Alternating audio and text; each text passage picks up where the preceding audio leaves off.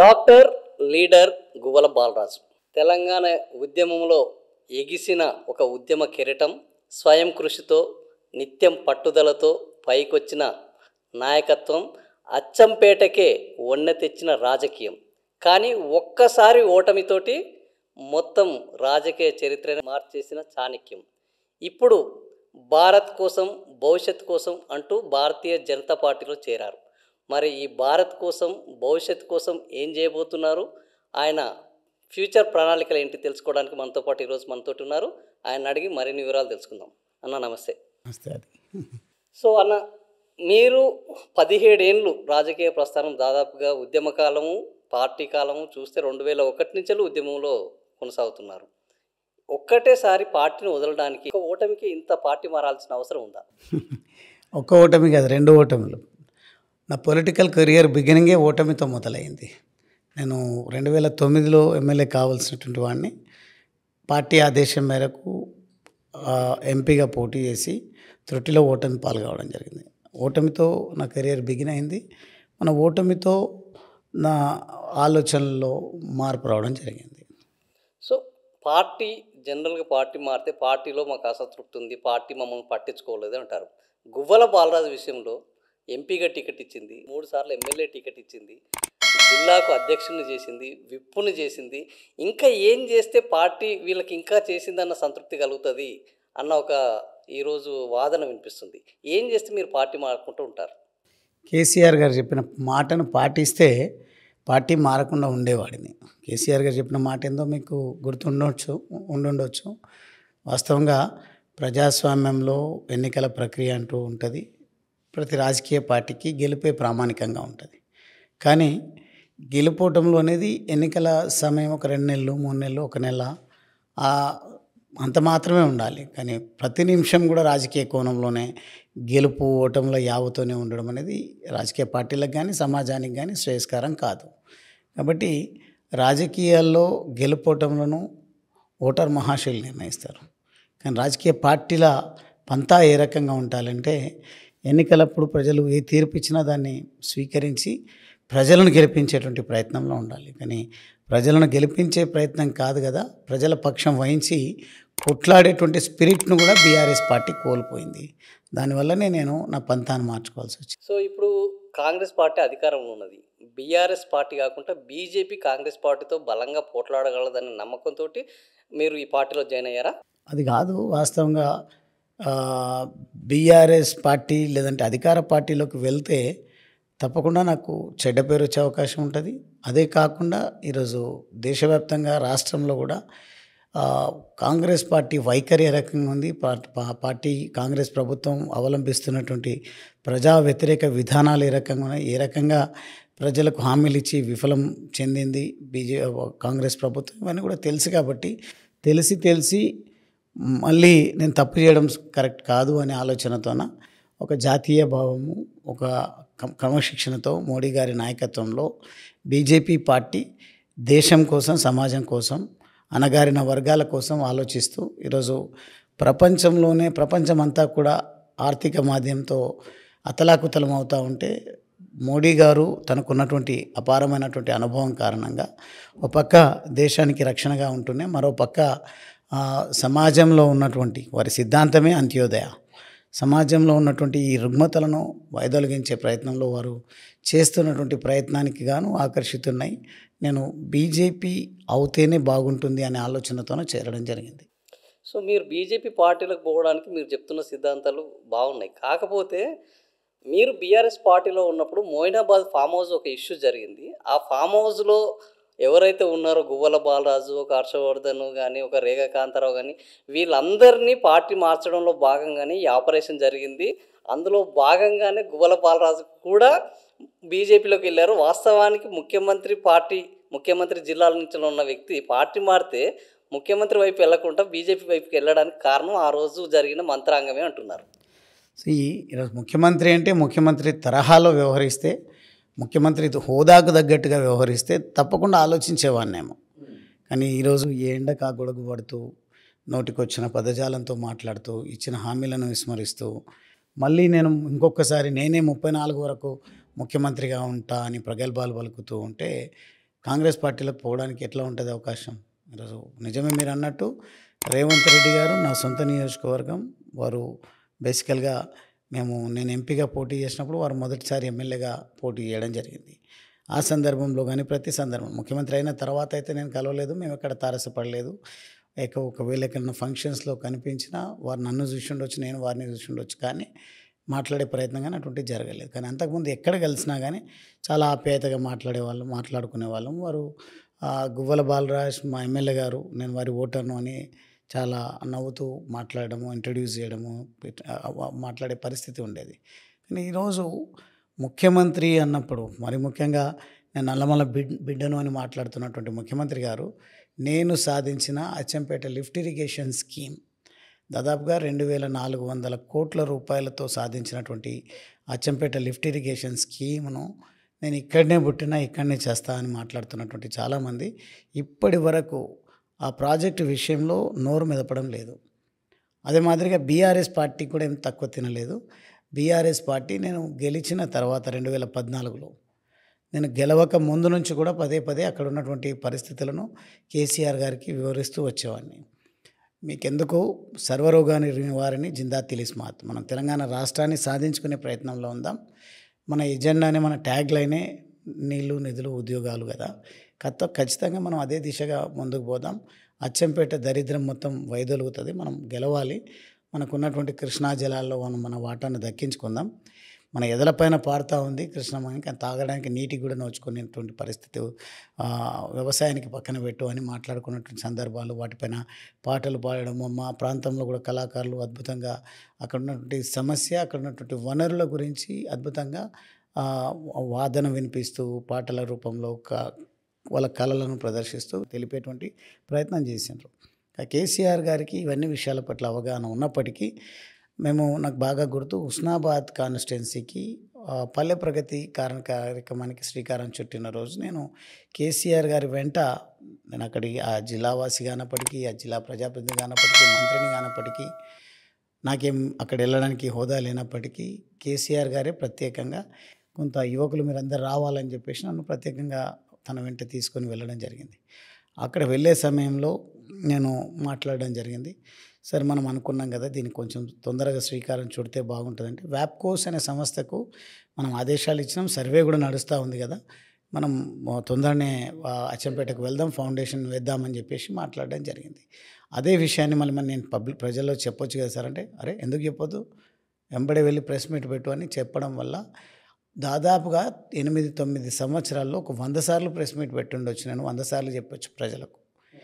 కానీ ఏ రోజు కూడా వచ్చే ప్రయత్నం చెయ్యకపోగా ఆ ప్రాజెక్టు ప్రస్తావనను ఏ బడ్జెట్లో కూడా పొందుపరచకుండా ఇష్టారీతిలో ఇచ్చిన హామీలను విస్మరిస్తూ వస్తూ ఉంటే నేను పట్టుబట్టి ఒక దశలో నేను, నా సతీమణి, మా పిల్లలమందరం కూడా అమెరికా టూర్ వెళ్ళడానికి అన్ని టికెట్స్ బుక్ చేసుకున్నాం, అన్నీ కూడా మేము సిద్ధమైనాం. కానీ ఒక మన క్యాబినెట్ సమావేశంకి సిద్ధమవుతూ ఉంది ప్రభుత్వం, కేసీఆర్ గారు. ఆ సందర్భంలో నేను వెళ్ళడానికి సిద్ధమవుతున్నా. వెళ్ళేటప్పుడు బాలరాజ్, నువ్వు వెళ్తే ఎట్లయితుంది, మనం ఈసారి బడ్జెట్ సమావేశాలు, క్యాబినెట్ సమావేశం ఉంది, నువ్వు దగ్గరుండు, క్యాబినెట్లో నువ్వు కూర్చోడానికి ఉండదు, కానీ నాకు కనిపిస్తుండు, నాకు అందుబాటులో ఉండు. మనము దీన్ని ఆల్రెడీ నేను సిఎస్కి చెప్పిన, సెక్రటరీ ఇరిగేషన్కి చెప్పిన, అందరికీ కూడా చెప్పడం జరిగింది, సిద్ధమైంది. మనము 2 స్టేజెస్ కింద ఈ ప్రాజెక్ట్ను ముందుకు తీసుకుపోతా ఉన్నాం. ఒక స్టేజ్ 1, స్టేజ్ 2 కింద. ఎందుకంటే అభయారణ్యం కాబట్టి, అచ్చంపేట అంటే టైగర్ రిజర్వ్ ఫారెస్ట్ కాబట్టి, టైగర్ రిజర్వ్ ఫారెస్ట్ వల్ల కొన్ని అనుమతులు ఇబ్బందికరంగా ఉంటాయి. కొన్ని సందర్భాల్లో ప్రాజెక్ట్ ఆగితే, ఒకవేళ ఏదైనా కారణం చేత ఎంటైర్ ప్రాజెక్ట్ ఆగే ప్రమాదం ఉంటుంది. మనం అమరాబాద్, పదరా మండలాలకు మాత్రమే ఆ ఇబ్బంది ఉంటుంది, మిగతా కింద ఉన్నటువంటి మండలాలకు ఏమాత్రం ఇబ్బంది ఉండదు. మనం స్టేజ్ 1 కింద 1650 కోట్ల రూపాయలు మనం నిధులు కేటాయిస్తాను, బడ్జెట్లో పెడతా ఉన్నాం. మిగతాది మనము అప్రూవల్ కూడా వచ్చేస్తుంది, అనుమతులు కూడా దగ్గరలో ఉన్నాయి, ఇబ్బంది జరగదు అని చెప్పేసి మాట్లాడుతూ నన్ను కన్విన్స్ చేసి 1650 కోట్ల రూపాయలు బడ్జెట్లో కూడా నిధులు కేటాయించడం జరిగింది. అది దాదాపుగా 9 నెలలు అయిపోయిందేమో బడ్జెట్లో నిధులు పెట్టి. ఫౌండేషన్ కోసం రమ్మని ప్రాధేయపడితే చాలా సందర్భాల్లో వెళ్దాం, వెళ్దాం, వెళ్దాం చూస్తున్నావు కదా ఇబ్బంది. ఎప్పుడు వారి ఇబ్బంది, వారి షెడ్యూలే చెప్తూ వచ్చిండ్రు తప్ప అచ్చంపేటకు నీళ్ళు ఇవ్వడం అనేది ప్రభుత్వ బాధ్యత కాదు అన్నట్టుగా వారి వ్యవహారం కనిపించింది. అయినప్పటికీ సహనంతో, ఎందుకంటే నాకు ముందే ఒక ముద్ర వేసి పెట్టాను. గువ్వల బాలరాజు కోపం ఎక్కువ, గువ్వల బాలరాజుకి దూకుడు ఎక్కువ. నా కోపం కానీ నా దూకుడు కానీ నేను వచ్చినటువంటి నేపథ్యం నాకు ఎప్పుడు కూడా నా గుండెల్లో రగిలిస్తూ ఉంటుంది. నాకు ఉన్నటువంటి తాపత్రయము, నా లక్ష్యం అంతా కూడా నేను ఎన్నికైన దానికి సార్థకత ఉండాలంటే ఏదో ఒకటి సాధించాలనే యాంగ్జైటీ మాత్రమే తప్ప ఎక్కడ అసహనం కానీ లేకుంటే ఇంకా ఏదో ఎవరి మీద ప్రత్యేకంగా పగలేదు, ఎట్టి పరిస్థితిలో ఉండవు. ఆ సందర్భంలో వస్తానని చెప్తూ రాకపోవడం, చివరికి ఎన్నికల కంటే ముందు, నోటిఫికేషన్ కంటే ముందు ఒక నెల రోజుల నుంచి ఫౌండేషన్ వేద్దాం సిద్ధం చేసుకోండి, పైలాన్ ఇట్లుండాలి అట్లుండాలని నిర్మాణం చేయండి అంటే పైలాన్ నిర్మించడానికి సిద్ధపడ్డాం. ఒక స్థలం గురించి మళ్ళీ చర్చ పెట్టినప్పుడు మళ్ళీ ఏమైందో ఏమో, కేసీఆర్ గారు కొంచెం బిజీ ఉంది, కొంచెం మీకు అందరికీ తెలుసు కదా, ఆయనకి ఆరోగ్యం కూడా బాగుండట్లేదు, అదొకటి ఇదొకటి సాకులు చెప్తూ ప్రాజెక్ట్ ఫౌండేషన్కు వారైతే రావడం లేదు అని తెలిసిన తర్వాత మళ్ళీ ఎవరిని తీసుకెళ్తే బాగుంటుంది, ఇరిగేషన్ శాఖ మంత్రి వారే ఉన్నారు, ఇంకెవరిని తీసుకెళ్ళినా కొద్దిగా పెద్ద అప్లాజ్ రాదు అనుకున్నంతగా ప్రజల్లో కూడా చర్చ జరగదు అనే ఆలోచనతోన మేమందరం అంటూ వస్తూ ఉన్నాం. కాబట్టి ఆబ్వియస్గా కేసీఆర్ తర్వాత ఎవరంటే కేటీఆర్ గారిని పంపించండి అంటే కేటీఆర్ గారిని పంపిస్తాం, ఫౌండేషన్ వేసుకోండి అంటే నాకు కొంత చదువుకున్న పరిజ్ఞానం ఉంది కాబట్టి రెండోసారి ఎమ్మెల్యేగా కొనసాగుతున్నటువంటి సందర్భంలో వారికి ఉన్నటువంటి పోర్ట్ఫోలియో మనకందరూ కూడా తెలుసు. మున్సిపల్ అడ్మినిస్ట్రేషన్, ఇండస్ట్రీస్, ఐటీ ఇవన్నీ ఉన్నాయి. కానీ ఇరిగేషన్తో ఆయనకేం సంబంధం అని ప్రశ్నించేటువంటి ప్రమాదం, చర్చ జరిగేటువంటి ప్రమాదం ఉంటుంది. కాబట్టి మున్సిపల్ అడ్మినిస్ట్రేషన్ మంత్రిగా ఉన్నారు కాబట్టి మున్సిపాలిటీ పరిధిలోనే పైలాన్ నిర్మించడం జరిగింది. వారు పైలాన్ నిర్మించి బహిరంగ సభ వేదిక ఒక 10 రోజుల పాటు అట్టహాసంగా, దాదాపుగా మీరు తెలుసు కదా బీఆర్ఎస్ బహిరంగ సభలు అంటే ఎట్లా ఏర్పాటు చేస్తారు, అంత పెద్ద సభా వేదికను ఒక పక్క రోడ్డుకు ఎడమ వైపు కుడివైపు పైలాన్ను అద్భుతంగా నిర్మించిన తర్వాత ప్రతి ఒక్కరు కూడా అచ్చంపేటకు వచ్చే ప్రతి ఒక్కరు కూడా రెండింటిని చూస్తూ రావాల్సి వస్తుంది. చివరికి వాళ్ళు ఇచ్చినటువంటి స్కోప్ ఏంది అంటే, చర్చకు అవకాశం ఏమి ఇచ్చిందంటే అన్నీ ఏర్పాటు చేసుకున్నాడు కానీ ఓడిపోతున్నాడు కాబట్టి రావడం లేదంట అని ఒక చర్చ ప్రజల్లో జరిగింది మొదలుపెట్టిండ్రు. అది ఇంటెన్షనల్గా మొదలుపెట్టిండ్రు, సందర్భం వచ్చినప్పుడు మాట్లాడతా ఆ విషయాలన్నీ. ఆ పైలాన్ ఏర్పాటైంది, అన్నీ అయిపోయినాయి, కేటీఆర్ కూడా రాలేదు. 2 గంటల సమయం ఉంది నోటిఫికేషన్కి, ఎలక్షన్ కోడ్ రాబోతూ ఉంది. 2 గంటల సమయం లోపల నాకు తెలిస్తే ఇంకా నేను ఎవరి గురించి మాట్లాడాల్సినటువంటి అవసరం లేదు, నేను కూడా ఎలక్టెడ్ రిప్రజెంటేటివ్నే, నేను ఫౌండేషన్ వేసినా దానికి శాంటిటీ ఉంటుంది అనే ఉద్దేశంతో నేను వెళ్ళి అక్కడ ఉన్నటువంటి కొంతమంది నాయకులతో కలిసి వెళ్ళి నేను ఆ ఫౌండేషన్ వెళ్ళడానికి ఒక ఓటర్గా నా సతీమణిని కూడా నా వెంబడి తీసుకొని వెళ్ళడం జరిగింది. కారణం ఏంటి అంటే, ఒక నెల రోజుల పాటు ఆమె ఉపవాసం చేసింది ఆ ప్రాజెక్ట్ సాధించుకోవడం కోసం. కారణం ఏంటి అని అంటే, మాకు ఆ ప్రజలతో ఉన్నటువంటి మమకారం, మాకున్నటువంటి సేవ అనే భావన, అంత ఎమోషనల్గా మాకు బాండింగ్ ఏర్పడ్డది. అటువంటప్పుడు వారిని కూడా తీసుకుపోవడం అనేది సబబు అనిపించి నేను తీసుకెళ్ళి కొబ్బరికాయ కొట్టి వెళ్ళడం జరిగింది. కానీ ఇప్పటి వరకు ఎక్కడ వేసిన గొంగలి అక్కడే ఉంది అన్నట్టుగా ముఖ్యమంత్రి మేము వచ్చిన వెంటనే మొదటగా అచ్చంపేట నుండి మొదలు పెడతామని ప్రగల్భాలు పలికిండు. కానీ ఈ రోజు వరకు ఆ ప్రాజెక్టు విషయంలో ఏ ఒక్కరు కూడా మాట్లాడడం లేదు. ఇంత ఘోరమైనటువంటి పరిస్థితి ఉంది. కాబట్టి ఇటువంటి ముఖ్యమంత్రి నాయకత్వంలో మనం పనిచేయడము సాధ్యం కాదు. ఒక లక్ష్యం లేదు, ఒక ఆలోచన లేదు.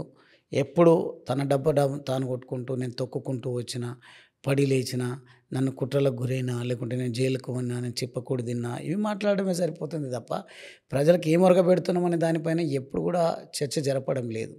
కాబట్టి మీరు అన్నట్టుగా నాకేం బీజేపీలోకే రావాలని నిర్ధారించుకున్నది ఏం లేదు. 2 పార్టీలతో మనం మాట్లాడినప్పుడు, 2 పార్టీల వైఖరులను అర్థం చేసుకున్నప్పుడు నాకు కనిపించింది, దేశ రక్షణ విషయంలో కానీ, అభ్యుదయ భావాల విషయంలో కానీ, ఏ విషయంలో కాంగ్రెస్తో కంపేర్ చేసినా జమీన్ ఆస్మాన్కి ఫరక్ ఉన్నట్టుగా ఫరక్ ఉంది. భూమి ఆకాశానికి ఉన్నంత తేడా బీజేపీ విధానాలు, కాంగ్రెస్ విధానాలు కనిపిస్తున్నాయి. కాబట్టి నిర్ణయం తీసుకొని రావడం జరిగింది. సో ఇప్పుడు అహా! నేను అడిగిన ప్రశ్న ఏందంటే ఫామ్ హౌస్‌లో ఒక మంత్రాంగం జరిగింది. ఆ మంత్రాంగం జరిగిన నేపథ్యంలోనే మీరు ఆ ఆ రోజు దాంతో పాటుగా మీరు బీజేపీ చేరిక విషయం అడిగారు ఆ! కాబట్టి ఎస్కేపిజం అనేది ఉండదు. అది మీకు తెలుసు. నేను ఎటువంటి అవునవును. స్ట్రెయిట్ ఇప్పుడు ఫార్వర్డ్‌నెస్. ఫామ్ హౌస్‌లో ఆ రోజు జరిగింది. ఈరోజు బీజేపీ వాళ్ళు ఏం చెప్తున్నారంటే, మేము ఆ రోజులో జరిగింది ఫెయిల్ అయింది. కాకపోతే ఈ రోజు అది సక్సెస్ అయింది అని ఇటీవల చెప్పుకుంటున్నారు. సక్సెస్ అయింది అంటున్నారు. ఆ రోజు మేము గువ్వల బాలరాజుని బీజేపీకి తీసుకురావడానికి ఒక మొయినాబాద్‌లో 100,00,00,000 పెద్ద పెద్ద పదవులు అది ఇస్తామన్నా అది ఒకటే చెప్తున్నా మీకు. ఆ! నన్ను టీఆర్ఎస్ పార్టీలోకి ఎవరు తీసుకురాలేదు. ఆ! బీజేపీలోకి నన్ను ఎవరు తీసుకెళ్ళలేదు. ఓకే. ఎవరు కోరని కూడా లేదు. నా లైఫే నా పంతానే డిఫరెంట్‌గా ఇతరులతో పోల్చుకుంటే డిఫరెంట్‌గా ఉంటుంది. సాధారణంగా నేను నిజాయితీగా చెప్తా ఉన్నా. ఒక ఎస్సీ, ఎస్టీ సామాజిక వర్గాల నుండి ఎవరైనా రాజకీయాల్లోకి రావాలంటే ఎవరో జుట్టు పట్టుకొని వస్తేనే ఆ రిజర్వేషన్‌ను బట్టి మా ఆధీనంలో ఉంటారు. మేము చెప్పినట్టు చేస్తారు. ఆయన నేమ్‌సేక్ ఎమ్మెల్యే ఉంటారు. మొత్తం మేమే మేమే నడిపించొచ్చు నడిపిస్తాం అనేది అన్న పద్ధతిలో ఉంటది. ఉంటారు. కానీ నా విషయంలో అది విషయంలో జరగదు. మాత్రం అది జరగలేదు. అది అనేక భవిష్యత్తులో సార్లు కూడా ఆ ప్రూవ్ రకంగా కూడా జరగదు. అయింది. అదే అంటున్నా. ఎందుకంటే నేను టీఆర్ఎస్‌లో చేరేటప్పుడు కూడా నేను 2014లో రాజకీయాల్లోకి రావాలనుకున్నా. ఎందుకంటే బిజినెస్‌లో బాగా రాణిస్తున్న ఆ టైంలో అప్పుడప్పుడే ఎదుగుతున్నాం. కాబట్టి 4, 5 సంవత్సరాలు ఇంకా బాగా బిజినెస్‌ని సెట్ చేసుకొని కొంత ఆర్థిక పరిపుష్టి సాధించిన తర్వాత రాజకీయాల్లో మీరన్న మనకందరికి కూడా తెలుసు. ఎవరు ఎన్నన్నా కాదన్నా, అవునన్నా కాదన్నా రాజకీయాల్లో డబ్బులు చాలా డబ్బు వైటల్ చాలా రోల్ ప్లే ప్రధానమైంది. చేస్తాయి. కాబట్టి నేను వెళ్ళాలనుకున్నటువంటి దానికంటే ముందే మండ్రు నారాయణ రమణారావు మీకు తెలిసి ఉండొచ్చు. మనం బీఆర్ఎస్ పార్టీ ఆఫీస్ తెలంగాణ భవన్‌లో ఒక యాగం చేసిండ్రు వారు. యాగశాల అంటుకున్నటువంటి సంఘటన కూడా 2008లోనో ఏమో మీకు గుర్తుండొచ్చు.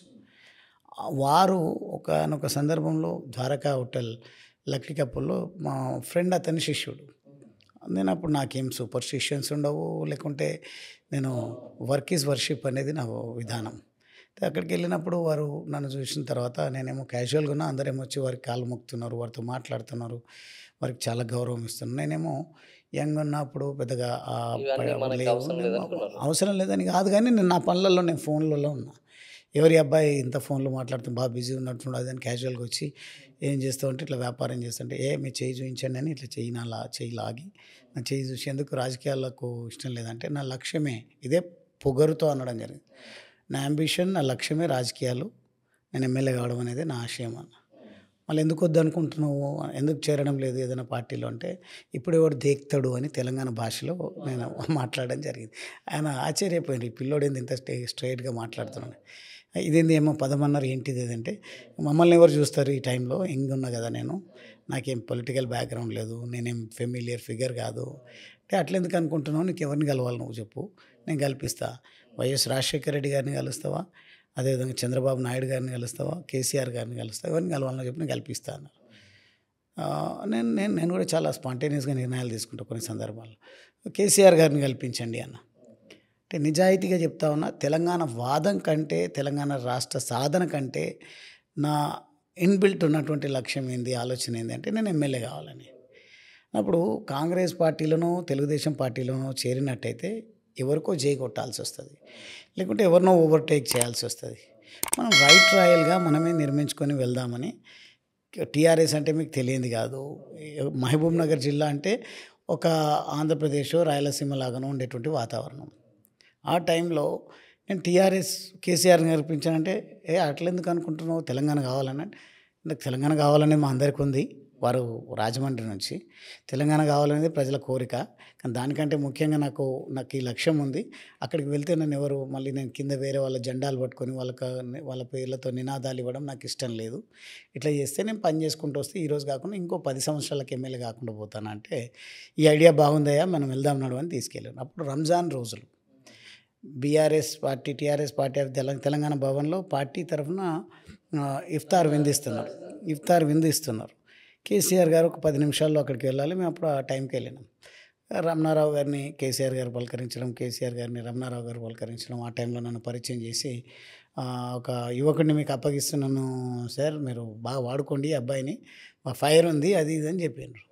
చెప్పినప్పుడు కేసీఆర్ గారు ఉండి బాలరాజ్ మళ్ళీ ఏంది ఎట్లా ఎక్కడ మీద అంటే నాది వనపర్తి సార్, నాది ఇక్కడ ఈ రకంగా ఇచ్చి ఇట్లా చదువుకున్నాను నేను ఇక్కడ మా మా నాన్న కూలి పని చేస్తుంటే అదే దాంట్లో నేను వ్యాపారాన్ని పెంచి ఈ స్థాయికి వచ్చిన.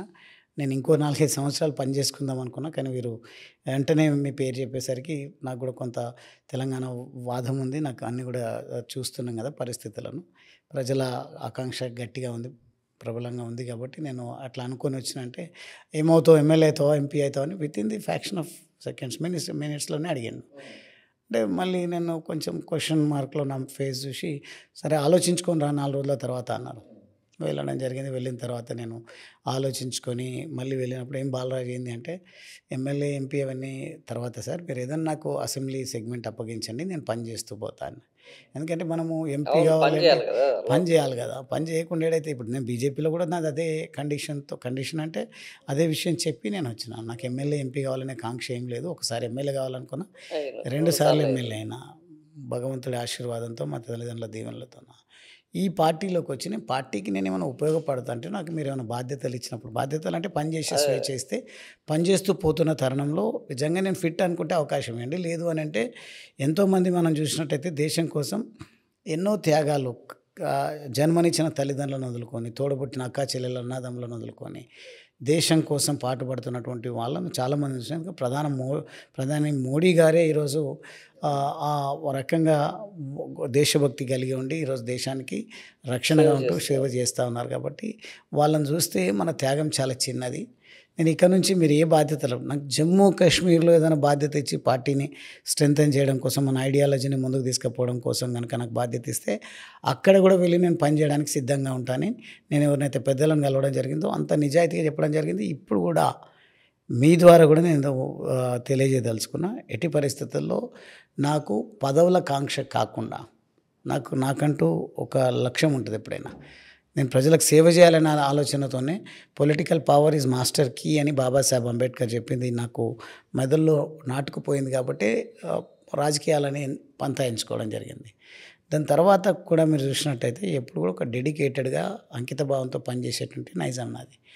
ఈరోజు నేను చేరినా కాబట్టి, ఇప్పుడు బీజేపీలో చేరినాను కాబట్టి అవకాశాల కంటే ఎక్కువ నా ద్వారా నేను పార్టీకి ఏ రకంగా సేవలు అందించగలుగుతా, సమాజంలో ఉన్నటువంటి ప్రత్యేకంగా నేను ఏ విద్యార్థి సంఘమో లేదంటే దళిత సంఘాలు, ప్రజా సంఘాల్లో ఎక్కడ కూడా నేను పనిచేయలేదు. సీదా డైరెక్ట్గా నేను పార్టీలో చేరి రాజకీయ నాయకుడిగానే నేను పరిచయం అయినా. కానీ అందరూ చాలామంది నా వయస్సు లేకుంటే నా ఫైర్, నా మాట్లాడే విధానం, నా అగ్రెషన్ సందర్భం బట్టి మాట్లాడిన దాన్ని బట్టి యూనివర్సిటీ స్టూడెంట్ అనుకున్నా. నేను ఎప్పుడు కూడా ఏ విద్యార్థి సంఘాల్లో లేను. నా మోటోనే వేరుగా ఉన్నది. బాబాసాహెబ్ అంబేద్కర్ చెప్పినటువంటి ఇచ్చినటువంటి డైరెక్షన్ ఏదైతే ఉందో, బోధించు, సమీకరించు, పోరాడు అనేది, వాటితో పాటుగా పలు సందర్భాల్లో బాబాసాహెబ్ అంబేద్కర్ రచించినటువంటి రచనలే కనుక, పుస్తకాలే కనుక చదివినట్టయితే ఆర్థిక పరిపుష్టి కూడా చాలా అవసరము. అదేవిధంగా మనల్ని మనం సంస్కరించుకోవడం కూడా చాలా ముఖ్యమని భావించినటువంటి సందర్భంగా నేను ఎక్కడ కూడా కులాలకు పరిమితం కాకుండా పనిచేస్తూ వచ్చిన. ఈరోజు గ్యాప్ ఏదైతే ఏర్పాటు చేయబడ్డదో, క్రియేట్ చేయబడ్డ గ్యాప్ ఏంటంటే దళితులకు బీజేపీకి కొంత దూరం. దళితులంటేనే ఏదో క్రిస్టియన్లు అన్నట్టుగా, దళితులంటేనే హిందుత్వానికి దూరంగా ఉన్నట్టుగా, దళితులంటేనే భారతీయులు కానట్టుగా, దళితుల కోసం మేమే ఏదో ఉద్ధరించినట్టుగా కాంగ్రెస్ చేస్తూ పోయింది. కారణం ఏంటంటే బీజేపీకి ఈ వర్గమే కనుక చేరువైతే బీజేపీని శాశ్వతంగా తాకే పరిస్థితే ఉండదనే కుటిల ఆలోచనతోన కాంగ్రెస్ పార్టీ ఏర్పాటు చేసినటువంటి గ్యాప్ను పూరించడం కోసం మాత్రం మొదటగా 1-2 ఇయర్స్ నా వంతు ప్రయత్నాన్ని కొనసాగిస్తా. దాని తర్వాత నాకు నమ్మకం ఉంది, ఈరోజు భారతీయ జనతా పార్టీ విధానం ఏ రోజు కూడా కులాల విషయంలో, మతాల విషయంలో ఎక్కువ కూడా మాట్లాడిన సందర్భాలు లేవు. కానీ ధర్మం విషయంలో, జాతి రక్షణ విషయంలో మాట్లాడుతూ వస్తున్న దాన్ని వక్రీకరిస్తూ ఇది మతతత్వ పార్టీ అని ముద్ర వేయడము. కానీ బాబాసాహెబ్ అంబేద్కర్నేమో కులాలకే పరిమితం అన్నట్టుగా. కానీ ఏ రోజు కూడా కులాల విషయంలో బాబాసాహెబ్ అంబేద్కర్ మాట్లాడలేదు. కుల నిర్మూలన జరగాలన్నారు. ఈ సిస్టమ్ ఏదైతే ఉందో దీన్ని మనము రూపుమాపాలనే ఆలోచనతోన కుల వ్యవస్థ నిర్మూలించాలని ఆలోచన చేశారు. కానీ జాతి కోసం తనకున్నటువంటి కమిట్మెంట్ నాకు తెలిసి చాలా తక్కువ మందిలో ఆ కమిట్మెంట్ ఉంది. కానీ అటువంటి మహనీయుణ్ణి, అటువంటి ప్రపంచ మేధావిని దళిత వాడలకు పరిమితం చేసి ఓటేసి యంత్రాలుగా ఈ దళిత సామాజిక వర్గాలను, గిరిజన సామాజిక వర్గాలను, వారికి తోచినట్టుగా అంతెందుకు మైనార్టీ వర్గాలను కూడా దూరం ఉంచేటువంటి ప్రయత్నం చేస్తున్నారు. పోతున్న విధానంపై బీజేపీ ప్రభుత్వం అవలంబిస్తున్నటువంటి విధానమే కనుక మనం గమనించినట్టయితే ఈరోజు ప్రతి చెల్లి, ప్రతి తల్లి నా అక్క, నా చెల్లి అని ప్రతి మహిళను ఈరోజు మోడీ గారు భావిస్తుండడానికి ఒక నిలువెత్తు సాక్ష్యం ఈరోజు త్రిబుల్ తలాక్. ముస్లిం పర్సనల్ లా విషయంలో నేను మాట్లాడడం అంత భావ్యంగా ఉండదేమో, కానీ త్రిబుల్ తలాక్ విధానం వల్ల ఎంతమంది మహిళా మనులు, సోదరిమణులు, మైనార్టీ సోదరిమణులు రోడ్డున పడుతున్నారో మనం అందరం కూడా చూస్తూ ఉన్నాం. కాబట్టి మోడీ గారు ఏ ఆలోచన లేకుండా ప్రతి మహిళను గౌరవించే తత్వం వారిది. కాబట్టి ఈ త్రిబుల్ తలాక్ విషయంలో ఒక డ్రాస్టిక్ నిర్ణయం తీసుకొని ఖచ్చితంగా ఈ విధానం తప్పు అని భావించి ఒక చట్టం చేయడం జరిగింది. అంటే ఏబిసిడి వర్గీకరణ కూడా మీరు కనుక గమనించినట్టయితే, నేను ఒక మాదిగ సామాజిక వర్గానికి సంబంధించినటువంటి వాడిని, కానీ ఏ రోజు కుల సంఘాన్ని నడిపిన సందర్భం లేదు. కానీ ఏ రోజు ఏదైనా న్యాయమైనటువంటి పోరాటానికి మద్దతుగా నిలబడినటువంటి సందర్భం లేదు.